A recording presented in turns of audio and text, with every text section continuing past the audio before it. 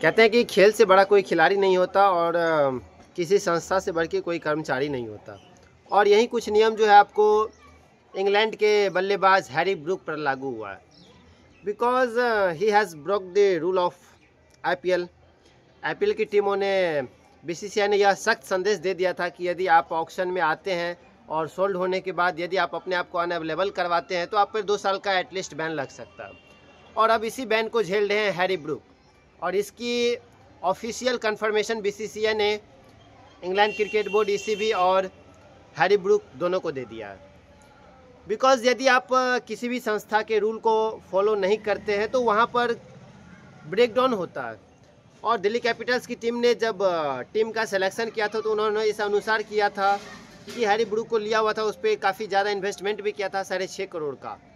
But उसके बाद Harry Brook अचानक से, और यह केवल हैरी ब्रूक की बात नहीं है, इंग्लैंड के कई खिलाड़ी, एलेक्स हेल्स हो चाहे वह, या फिर आपको टॉम बैंटन हो, या फिर कभी आपको ऑस्ट्रेलिया के प्लेयर हो, मैक्सिमम ऑस्ट्रेलिया और इंग्लैंड के प्लेयर ये करते हैं कि सोल्ड होने के बाद अपने आप को अनअवेलेबल कर देते हैं।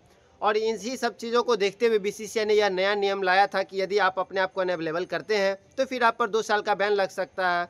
और इसी चीज़ को रूल में लाते हुए बीसीसीआई की टीम ने हैरी ब्रूक को 2 साल के लिए बैन कर दिया। तो no Harry Brook has been banned for 2 years from IPL, और अब वह आने वाले सालों में भी, विगत वर्षों में भी वह आईपीएल का हिस्सा नहीं होंगे।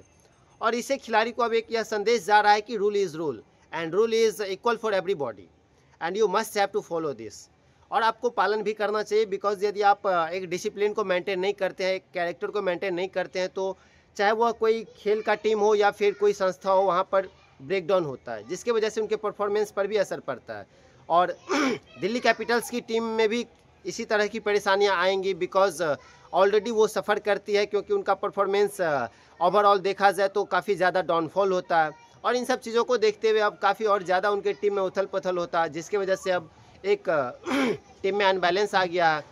तो अब कोशिश करेगी दिल्ली कैपिटल्स की टीम कि उनके जगह पे आइदर वो सरफराज खान को सेलेक्ट कर सकती है या फिर किसी प्लेयर को चूज़ कर सकती है जो कि उनका रिप्लेसमेंट के तौर पर हो। तो आपका क्या कहना है कि क्या बीसीसीआई ने सही किया हैरी ब्रूक को बैन करके, या फिर यह थोड़ा अनफेयर था?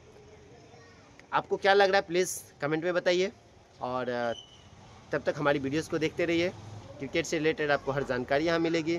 थैंक यू दोस्तों, धन्यवाद।